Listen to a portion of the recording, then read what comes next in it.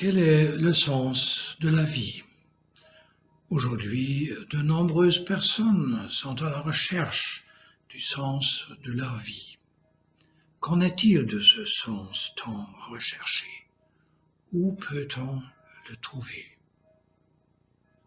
Nous vivons aujourd'hui dans ce que l'on appelle souvent une société post-industrielle, une société qui continue à se trouver dans une phase de transition vers une société de services largement numérisée, une société colorée et diversifiée, pluraliste, qui fourmille de religions, de sectes et d'idéologies politiques, de religions et d'idéologies qui malmènent l'homme en quête de son chemin et du sens de sa vie, avec des thèses et des théories contradictoires. Les médias inondent l'homme d'une multitude d'informations. Il ne manque qu'une chose, la clarté spirituelle, notamment lorsqu'il s'agit de répondre à la question du sens de la vie. La philosophie peut apporter une telle réponse, et nous allons tenter de l'exposer ici, du point de vue d'une philosophie humaniste laïque, que j'aime aussi appeler philosophie réaliste. D'un point de vue réaliste, nous considérons que l'apport de la vraie et authentique philosophie est avant tout de libérer l'homme d'une vision erronée de lui-même et du monde. La philosophie atteint cet effet en élargissant la connaissance que l'homme a de lui-même et de son monde. Elle apprend à l'homme à considérer et à comprendre le monde qui apparaît devant lui, la diversité déroutante de son existence instantanée comme une apparence. L'homme de culture philosophique voit plus loin. Il voit au-delà de l'immédiateté de ce qui apparaît. Il perce le voile de Maya devant lequel les autres hommes restent perplexes. Il sait pourquoi il est en ce monde et ce qu'il doit faire ici-bas. Le philosophe allemand Immanuel Kant dit à juste titre « La plus grande affaire de l'homme est de savoir comment remplir convenablement sa place dans la création et de bien comprendre ce qu'il faut être pour être un homme. » Dans notre quête du sens de la vie, nous devons toutefois distinguer deux questions. La question du sens de la vie en général et la question du sens de la vie humaine. Je vais essayer de répondre à ces deux questions. Que faisons-nous en réalité lorsque nous demandons le sens et le but de quelque chose? Nous, les êtres humains, vivons dans un monde très particulier, celui de notre quotidien.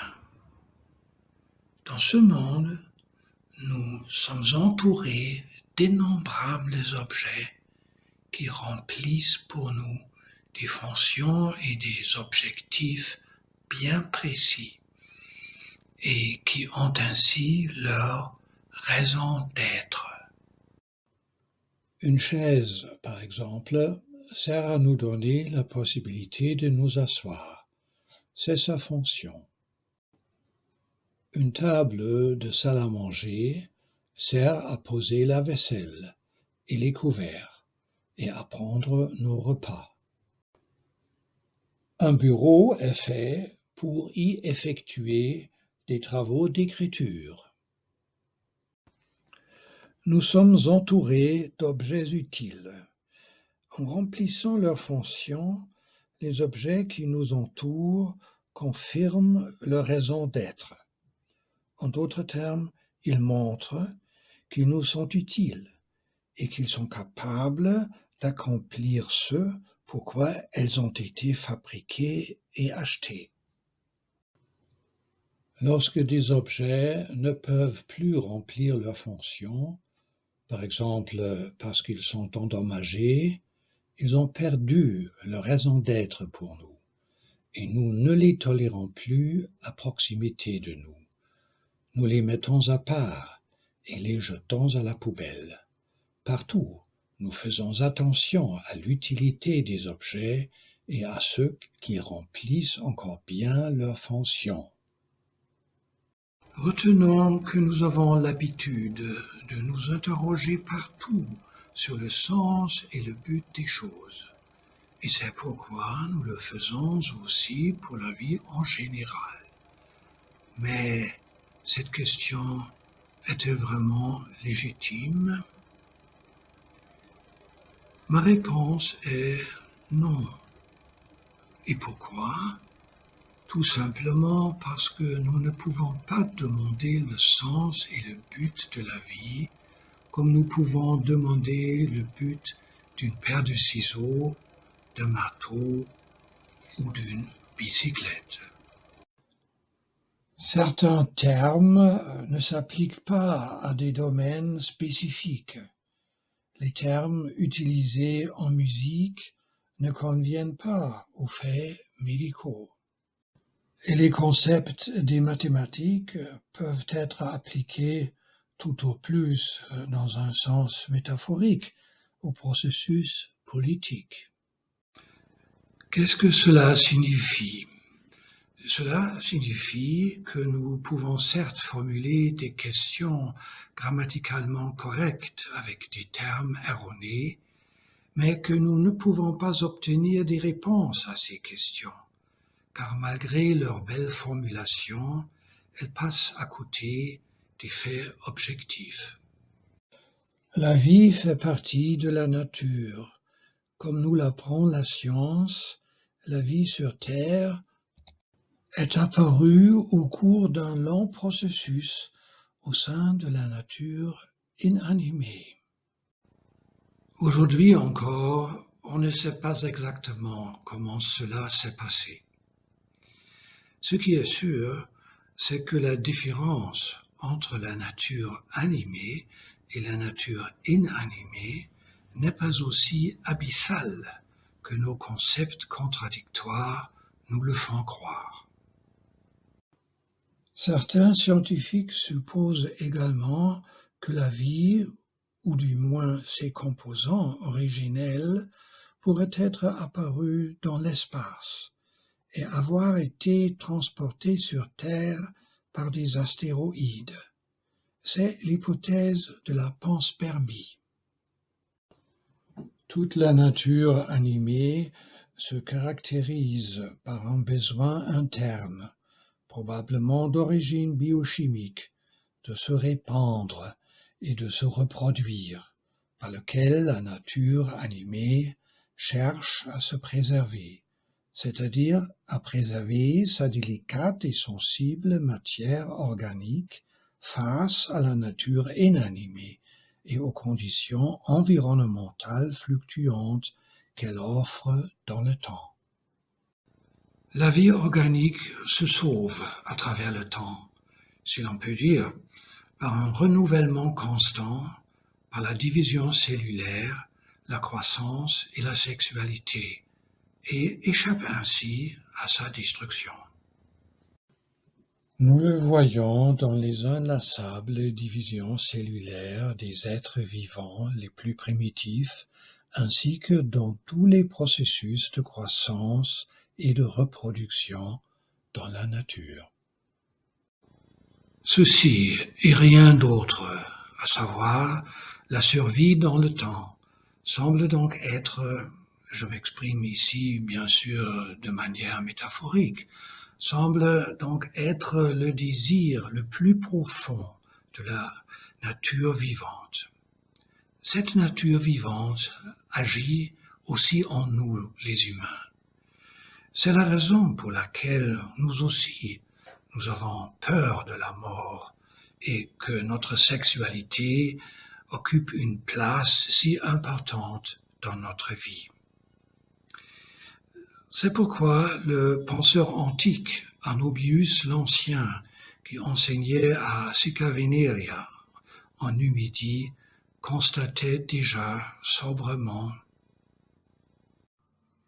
Qui ne sait, en effet, même si on ne dispose que d'une faible perspicacité, que des parties sexuelles différentes n'ont été créées et façonnées par ce Créateur des êtres terrestres pour aucune autre raison que le fait que par les rapports sexuels et l'union des corps, ce qui est éphémère et caduc est conservé par le renouvellement de leur succession perpétuelle. Pourquoi la vie veut-elle vivre? D'où vient ce besoin d'auto-reproduction et de conservation dans le temps inhérent à la matière organique? Avec les notions et les représentations dont nous disposons dans notre vie quotidienne, nous pouvons formuler ces questions de manière grammaticalement correcte et les poser. Mais nous ne pouvons pas y répondre de manière sensée. Nous devons simplement constater qu'il en est ainsi. Goethe l'exprime ainsi: le but de la vie est la vie elle-même. La vie et sa manière d'être dans le monde sont simplement une donnée objective, un fait qui ne peut plus être remis en question. La vie est au-dessus de la question du sens, telle que nous, les humains, pouvons la poser. Car tout dans notre petit monde doit avoir un sens qui justifie son existence. La vie joue, pour ainsi dire, dans une autre catégorie, plus élevée que la question du sens.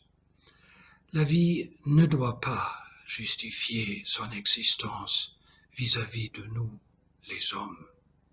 Exiger cela serait de la démesure et de l'upris.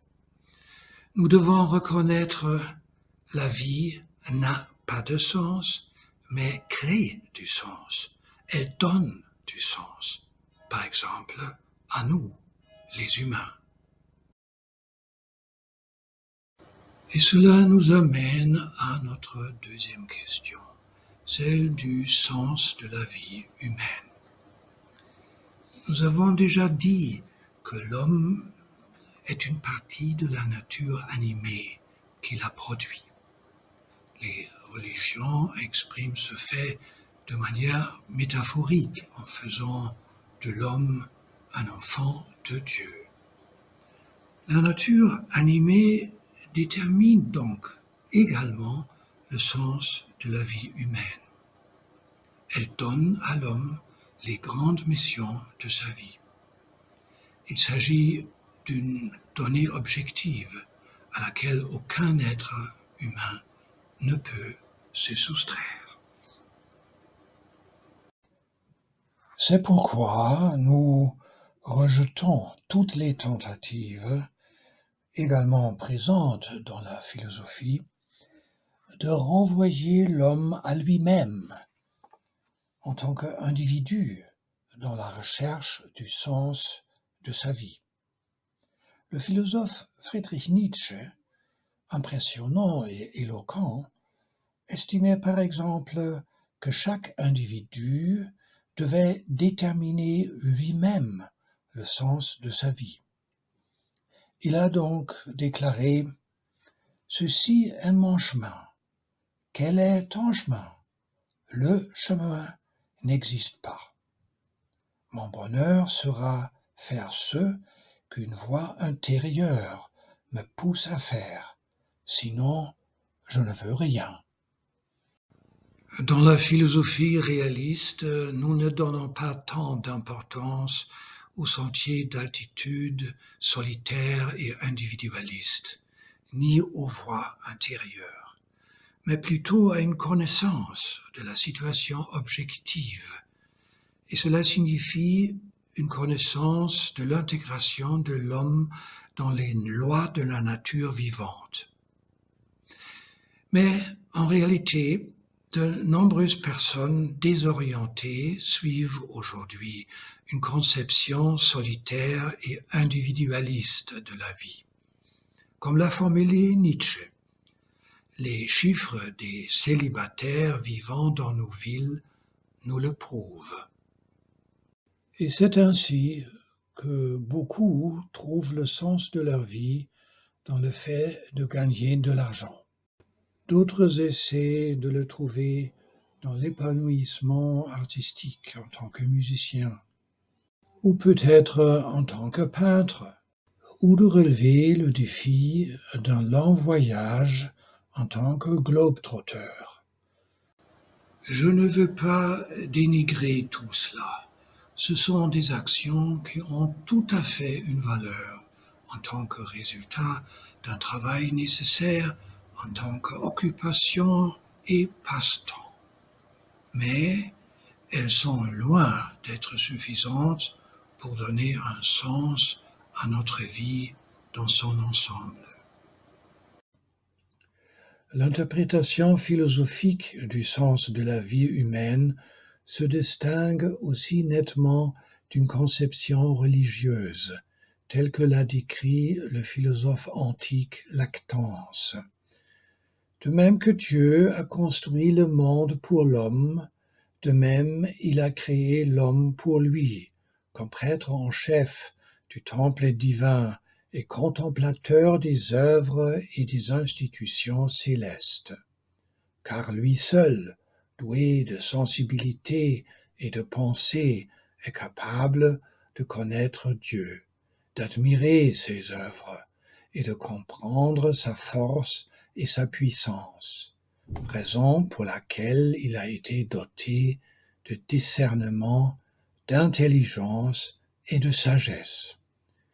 Il en ressort clairement que l'homme a été créé pour adorer Dieu et pratiquer la justice.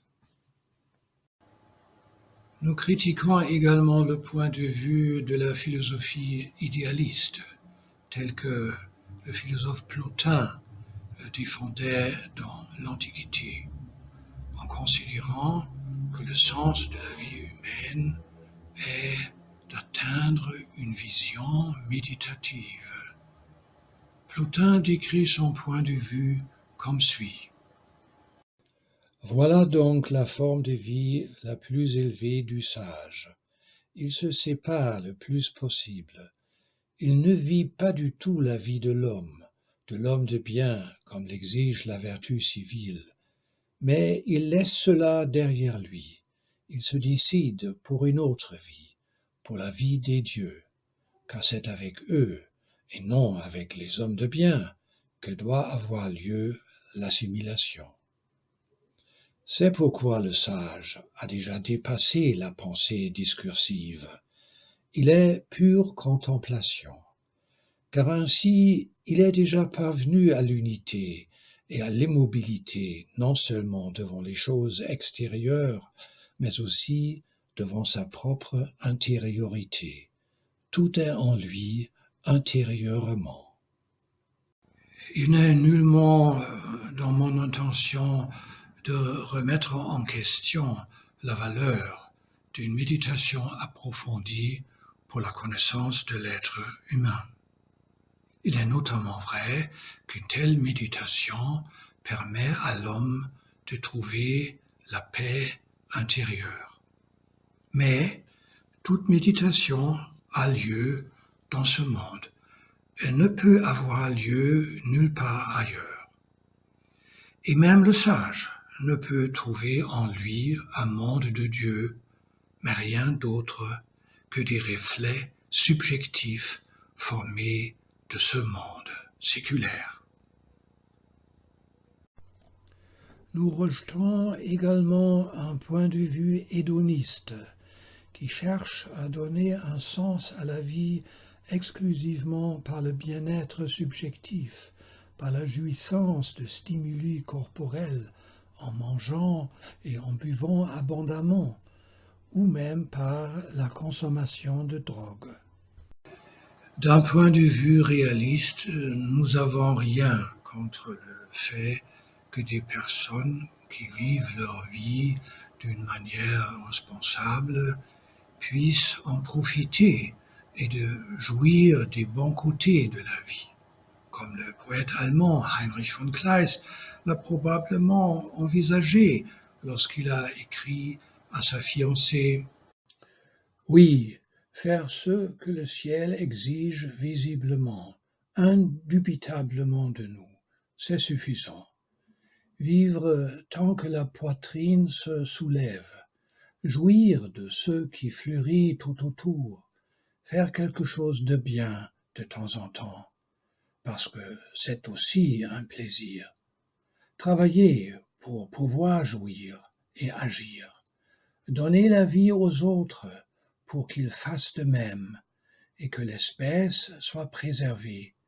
Et puis mourir. Le ciel a ouvert un secret à celui qui fait cela et rien de plus. Jouir, c'est le prix de la vie. Oui, en vérité, si nous n'en jouissons jamais, nous ne pouvons pas demander à juste titre au Créateur: pourquoi m'as-tu donné cela? Donner le plaisir de vivre à ces créatures, c'est l'obligation du ciel. L'obligation de l'homme est de le mériter. D'un point de vue réaliste, nous suivons la sagesse qui recommande à l'homme de vivre en harmonie avec la nature. Le philosophe romain de l'Antiquité, Sénèque, dit à juste titre: Et c'est pour cela que les anciens ont fait des recommandations pour suivre la meilleure forme de vie, et non la plus agréable. Il faut en effet prendre la nature pour guide. Elle tient compte de la raison. Elle demande conseil à la raison. C'est la même chose, de vivre heureux et selon la nature. Ce que la nature nous a objectivement donné comme sens de la vie, indépendamment du fait que l'individu le comprenne ou l'accepte, proviennent d'elle. Son aspiration à l'autoconservation et à la procréation détermine également notre vie et nous transmet les tâches fondamentales de notre vie. Nous, les êtres humains, faisons partie de la nature vivante et ressentons en nous, à travers de multiples besoins, sentiments et désirs, le besoin inconscient, certainement d'origine biochimique, d'autoconservation et de reproduction qui lui est inhérent. Ces deux tâches vitales exigent de nous une action multiforme et incessante qui nous occupe toute notre vie. Tout d'abord, quelques mots sur la tâche vitale de l'autoconservation. Elle se manifeste par notre désir profondément enraciné de préserver notre précieuse vie face aux intempéries et à l'adversité de la nature inanimée et animée. Pour que l'individu puisse survivre dans la société humaine, organisée depuis la nuit des temps autour de la division du travail, il doit se rendre utile et gagner sa vie par un travail professionnel pour lequel il a été formé. Le gain obtenu lui permet de se nourrir, lui et sa famille, et de conserver ses forces physiques et sa santé en mangeant et en buvant suffisamment. En fabriquant ou en se procurant des vêtements appropriés.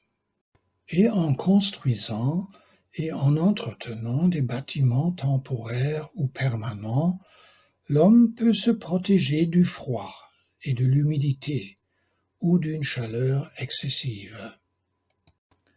En créant des maisons et des habitations protégées, les hommes ont su aménager pour eux-mêmes une zone sûre pour leur vie au sein de la nature sauvage environnante et maîtriser les dangers liés aux attaques d'animaux sauvages ou des personnes hostiles. Enfin, chaque individu cherche à maintenir ou à rétablir son bien-être physique et sa santé en prenant soin de son corps et en guérissant les maladies qui l'affectent. Tout cela, et bien d'autres choses encore, fait partie de l'accomplissement de la tâche vitale de l'autoconservation. Le remplissement de cette tâche est la condition pour qu'une personne puisse fonder une famille et se reproduire. Le désir de la nature de se reproduire apparaît dans notre conscience comme un désir sexuel. Nous pouvons donc dire avec raison que l'amour est un événement cosmique, un événement dans lequel nous, individus et êtres isolés, sentons une force cosmique agir en nous-mêmes et nous forcer à chercher un partenaire et à nous tourner vers lui avec amour. Cette force ne vise pas, comme beaucoup le pensent aujourd'hui, à nous divertir ou à nous procurer un amusement bon marché pendant nos loisirs, mais à créer des partenariats humains dans le cadre desquels la naissance de la génération suivante peut être assurée au sein d'une cohabitation durable et harmonieuse. Pourquoi une cohabitation durable et si possible harmonieuse?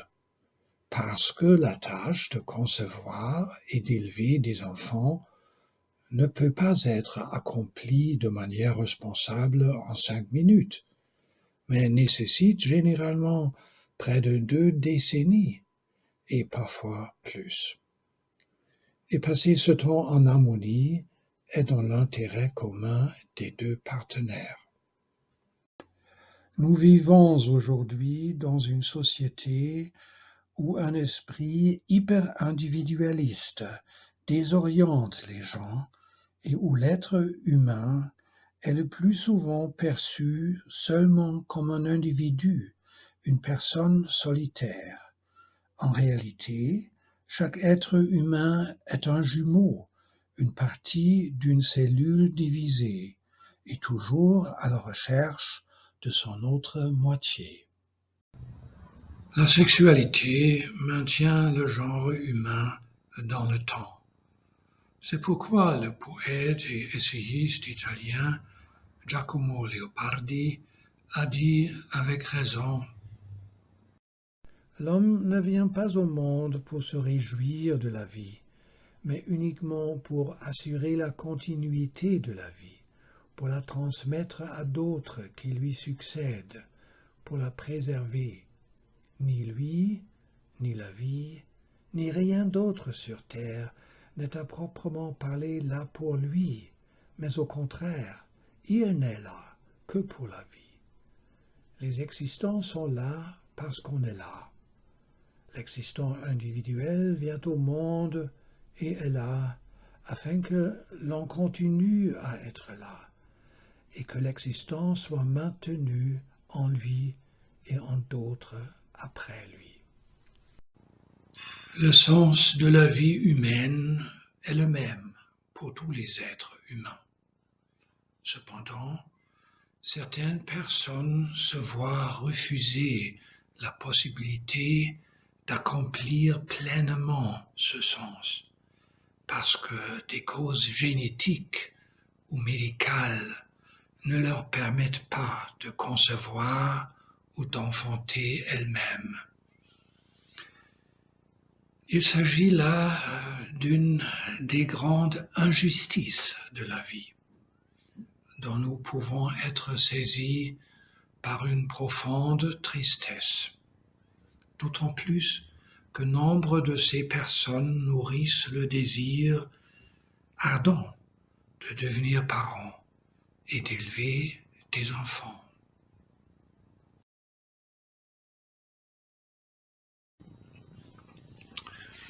Quel est le conseil de la philosophie à tous ceux qui se trouvent dans cette situation sans en être responsables? Je pense qu'ils devraient, dans la mesure du possible, participer à l'éducation et à la garde des enfants, de leurs partenaires en tant que beaux-parents, c'est-à-dire en tant que nouveau conjoint d'une personne veuve ou divorcée. Ils peuvent également faire beaucoup de bien à la jeune génération et son avancement dans la vie en tant qu'oncle ou tante, grand-oncle ou grand-tante, sponsor, donateur, conseiller et enseignant. Enfin, les lois donnent également aux couples la possibilité d'adopter ou de prendre en charge des enfants. Tous ces moyens sont utiles pour s'impliquer de manière positive et active dans le processus de la création et de la promotion de la génération future et pour être utile à la société dans son ensemble et être aussi proche que possible du sens de sa vie. Pour la société et l'État, le processus de production de la génération future est fondamental. Il leur incombe donc d'encourager pleinement les personnes impliquées dans ce processus, en particulier les jeunes familles, de leur fournir les aides matérielles dont elles ont besoin et de les soutenir par des mesures fiscales et institutionnelles de l'État. Quel est le sens de la vie humaine? Voici la réponse en bref. Le sens de la vie humaine est le souci actif et global de l'avenir de la vie, le souci de la vie de la génération à venir, dans le rôle de parents, de grands-parents, de beaux-parents et de parents adoptifs, ou encore d'aide et de donateurs. C'était déjà le cas il y a des temps immémoriaux. C'est le cas aujourd'hui, et ce sera encore le cas à l'avenir, aussi longtemps qu'il y aura des êtres humains. Si vous avez aimé cette vidéo, n'oubliez pas de mettre un pouce vers le haut et de vous abonner à la chaîne. Si vous avez envie de plus de philosophie réaliste et que vous souhaitez en savoir plus sur le rapport entre la philosophie et religion, sur le problème de la bonne conduite de la vie et sur notre responsabilité face à la vie, vous pouvez regarder mon cours de philosophie. Le cours comprend 18 chapitres, tous disponibles sur YouTube, et aborde de nombreux sujets de philosophie. Pour accéder au cours, il suffit de taper les mots-clés philosophie, Realismus, Röders dans la recherche YouTube ou de saisir directement l'une des adresses mentionnées dans Google. J'ai également mis un lien vers toutes les adresses dans la description de la vidéo ci-dessous. En plus et en complément du cours, il existe la série Questions philosophiques qui traite de manière intensive de certains problèmes philosophiques. À bientôt alors, dans le cours ou dans l'une des vidéos de la série Questions philosophiques.